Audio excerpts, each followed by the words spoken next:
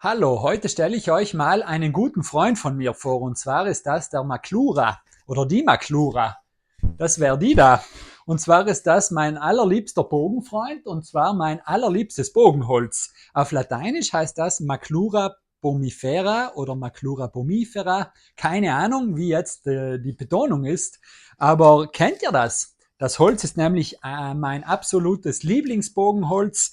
Ihr könnt hier mal die Farbe anschauen, und wenn ihr den deutschen Namen für dieses Holz wisst, dann könnt ihr das gern in die Kommentare schreiben. Ich bin gespannt, ob ihr das wisst. Alle Botaniker von euch, Maclura pomifera ist der lateinische Name, und ich liebe dieses Holz.